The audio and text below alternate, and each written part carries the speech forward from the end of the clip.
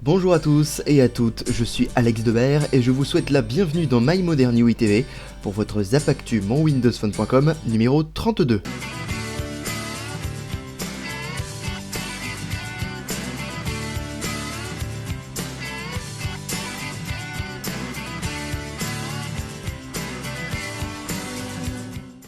Une fois n'est pas coutume les amis, on commence ce zap par un nouveau téléphone qui serait même selon la communauté le meilleur Windows Mobile existant. Nous allons faire court car nous en avons déjà parlé dans les diverses fuites qu'il y a eu ces deux précédentes semaines.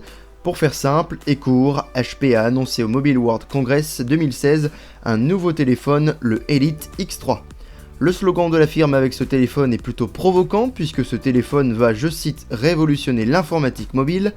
En effet, selon HP, ce téléphone réunit l'ordinateur de bureau, l'ordinateur portable et le téléphone portable. Pour ce faire, vous vous doutez bien que le HP Elite X3 est compatible avec le mode Continuum de Windows 10 Mobile.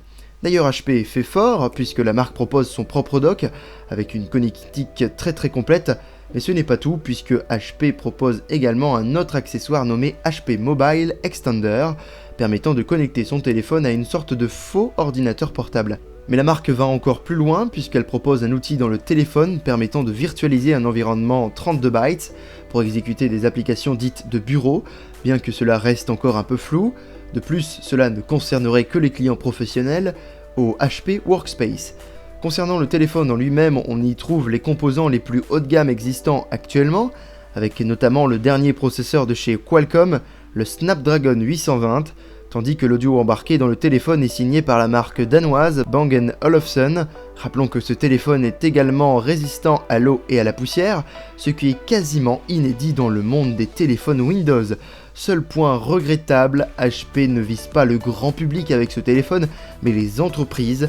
Cependant, il sera possible pour un particulier par exemple de l'acquérir sur le site de HP ainsi que sur le Microsoft Store dès l'été prochain. En attendant, on attend surtout de connaître le prix de cette belle bête. Une preview reste une preview et la build 14267 de Windows 10 et de Windows 10 Mobile nous en offre la preuve.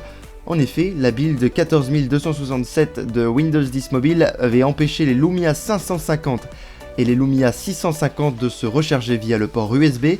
Concernant Windows 10 Desktop, la build 14267 avait provoqué un souci au niveau du démarrage rapide. Heureusement, tous ces soucis sont déjà corrigés dans la build que l'on va évoquer tout de suite. Et oui, un correctif est déjà disponible puisque Microsoft tient toujours son engagement d'une build par semaine. Cette fois-ci, le PC comme le mobile ont bénéficié d'une nouvelle build en simultané. La preview de Windows 10 sur PC passe donc de la version 14267 à la version 14271, tandis que du côté du mobile, on bénéficie d'un correctif numéroté 1004 pour la version 14267.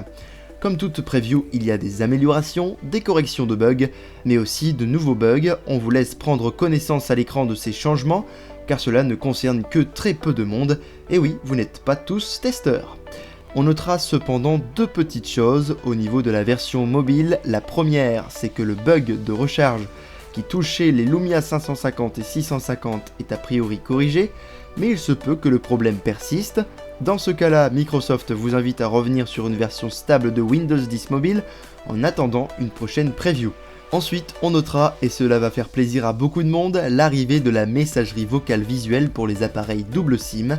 Rappelons que cette build n'est disponible que pour le moment sur les appareils équipés nativement de Windows 10 Mobile, soit le Lumia 950, 650 et 550 ainsi que le Xiaomi Mi 4 et l'Alcatel One Touch Fierce XL. Gabriel Hall rappelle et rassure que les anciens Lumia seront éligibles à cette preview lorsque Windows 10 Mobile première version sera officiellement disponible sur ces appareils. Bref, on voit bien que la mise à jour Redstone n'est encore qu'à ses débuts dans son développement. Conquérir des clients sur des téléphones embarquant initialement le système ennemi, voilà l'ambition de Microsoft depuis quelques temps avec Windows 10 Mobile. Après avoir apporté Windows 10 Mobile sur le Xiaomi Mi 4, Microsoft s'attaquerait selon les rumeurs au Xiaomi Mi 5, mais également au OnePlus 2 et au futur OnePlus 3. Mais ce n'est pas tout, selon la rumeur, Microsoft aurait annoncé d'autres partenariats pour un portage de Windows 10 Mobile sur plusieurs terminaux existants. Reste à savoir lesquels. Si la rumeur se confirme, ce serait une excellente nouvelle qui permettrait peut-être à Microsoft de grappiller quelques parts de marché avec son système mobile au détriment des ventes de Lumia évidemment. Petite information rapide entre deux sujets pour signaler aux possesseurs ou futurs possesseurs d'un Lumia 650 que l'accessoiriste officiel des Lumia, à savoir Mozzo, adaptera ses belles petites coques à ce tout récent Lumia. Amis allergiques du noir ou du blanc, cette information devrait vous ravir a priori. Avec Windows 10, Microsoft avait promis un store unique entre toutes les plateformes. Peu importe que l'appareil soit tactile ou non, qu'il dispose d'un clavier ou non, et ainsi de suite. Aujourd'hui, si les applications universelles existent réellement entre le mobile et le PC, il reste toujours un grand absent, à savoir la Xbox One. En effet, la console de salon de Microsoft est passée sous Windows 10 en novembre 2015, mais continue pour le moment de faire bande à part avec son store. Et bonne nouvelle puisque Satya Nadella, le PDG de Microsoft, a déclaré dans une conférence que la compatibilité de la Xbox One avec les applications universelles était proche, très proche.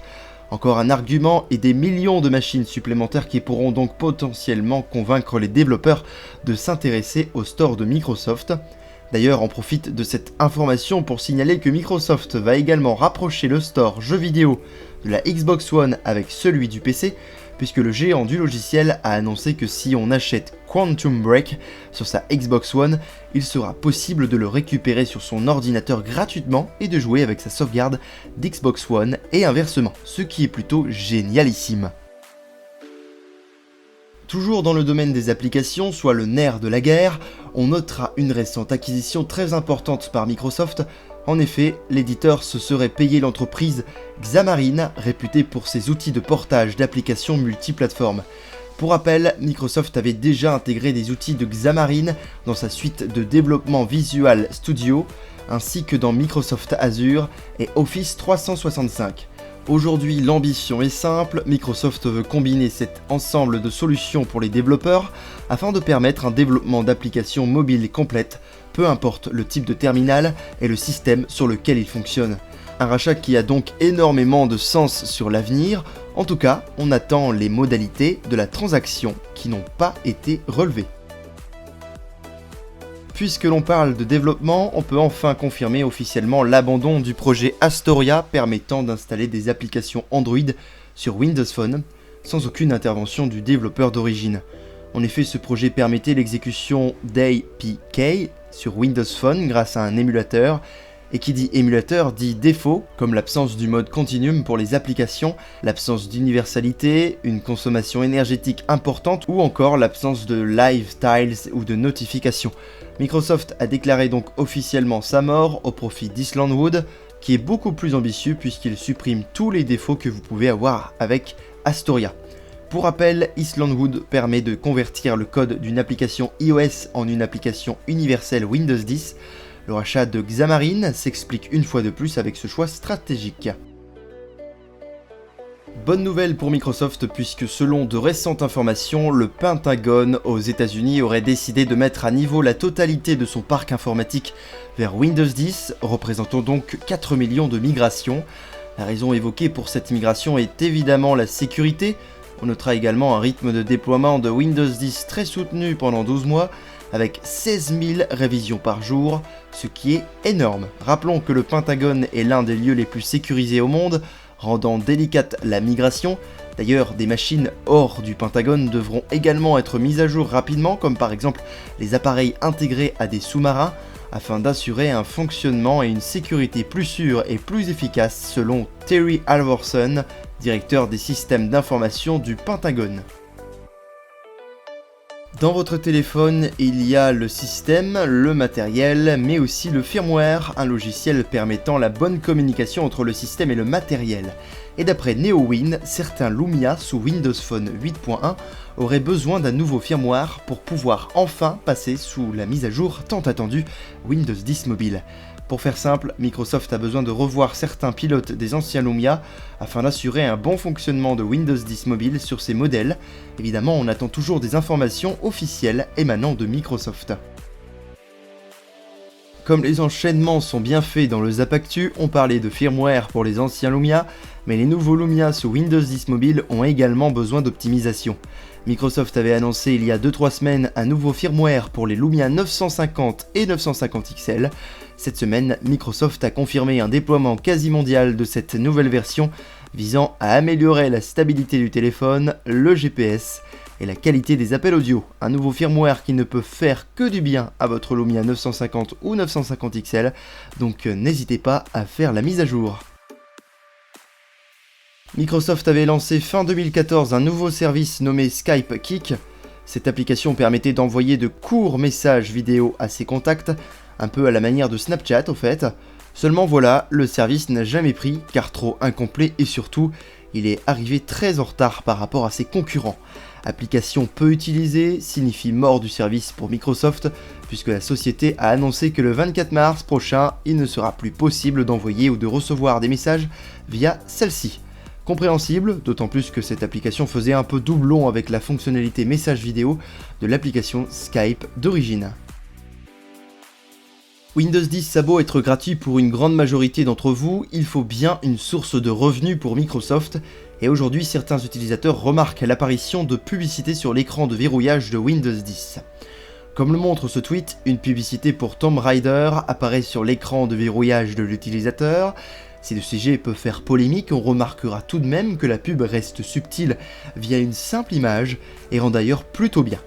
D'ailleurs, ce n'est pas nouveau puisque le mois dernier, une pub pour le film d'animation Les Mignons avait également fait son apparition toujours avec un bon rendu. Quoi qu'il en soit, si l'utilisateur trouve cela gênant, il peut totalement désactiver ce type de publicité en se rendant dans ses paramètres, personnalisation, écran de verrouillage et en décochant l'option personnaliser l'écran de verrouillage, notamment avec des anecdotes et des astuces. Bref, aucune polémique à avoir autour de ce sujet, puisque l'utilisateur a le choix après tout.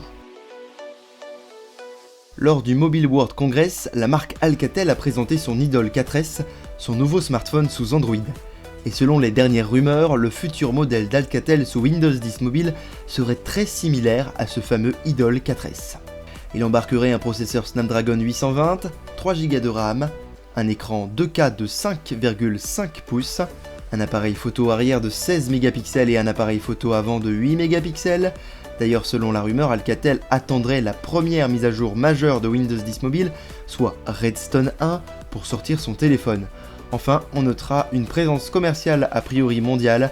Si sous Windows Phone 8, les appareils haut de gamme n'étaient pas légion, ce ne sera visiblement pas le cas sous Windows 10 Mobile, et tant mieux pour l'image de marque du système. La marque Acer, elle aussi, a son haut de gamme sous Windows 10 Mobile, le Jade Primo. Bien que l'appareil ne soit pas encore disponible, la marque entame déjà sa communication avec notamment l'annonce d'un Premium Pack.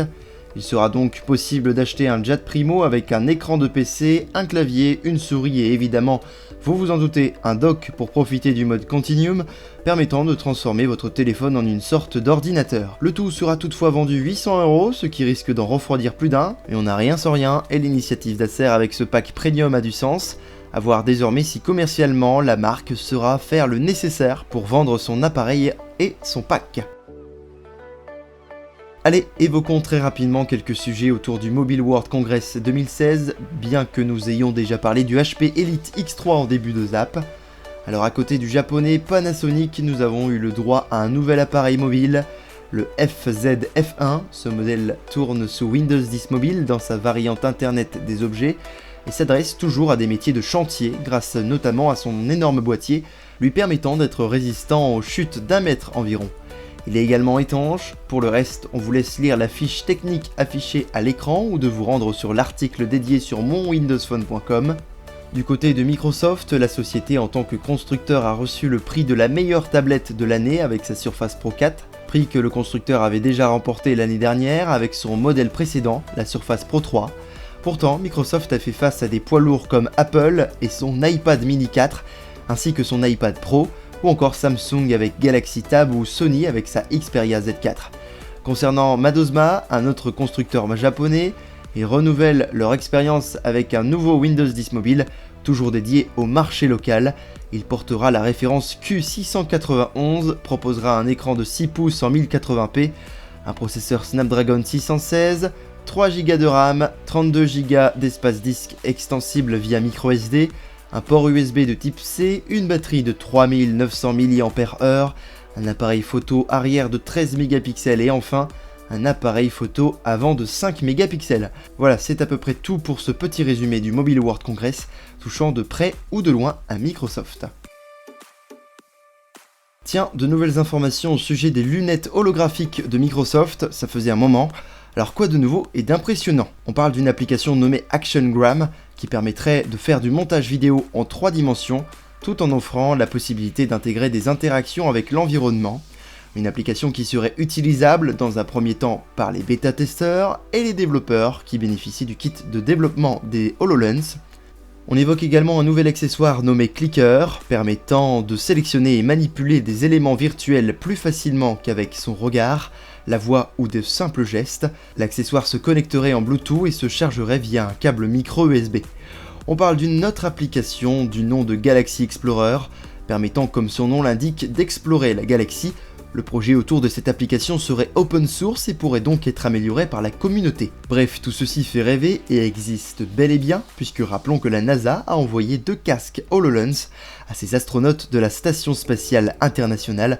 Pour son créateur, Alex Kipman, il s'agirait même du futur de la communication, avec la possibilité un jour de pouvoir discuter concrètement avec une personne comme si elle était dans la pièce avec vous.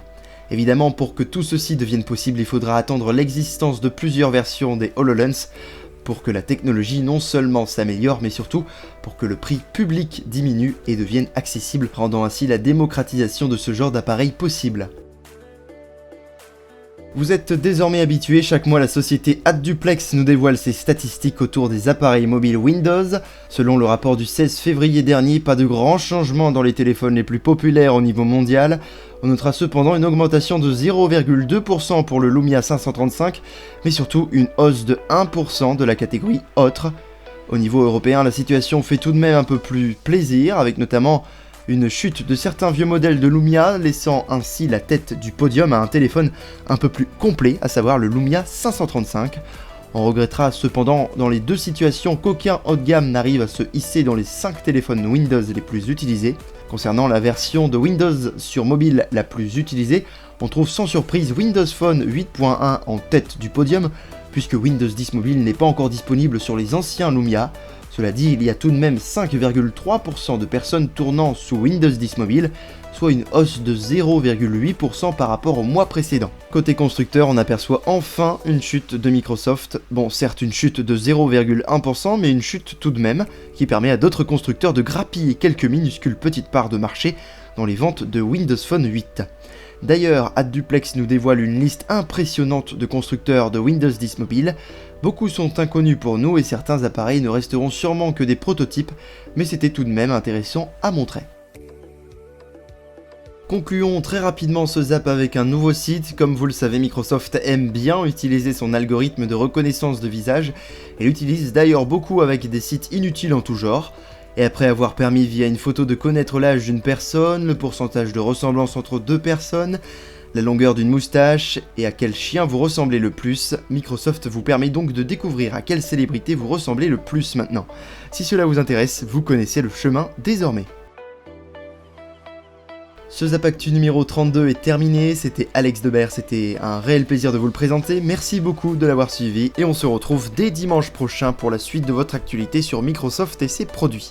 En attendant, vous pouvez suivre comme d'habitude l'actualité heure par heure sur monwindowsphone.com. Notons également que l'émission possède son application à télécharger sur vos appareils Windows. L'équipe de My Modern UITV vous souhaite une excellente journée, une bonne fin de week-end et à la semaine prochaine.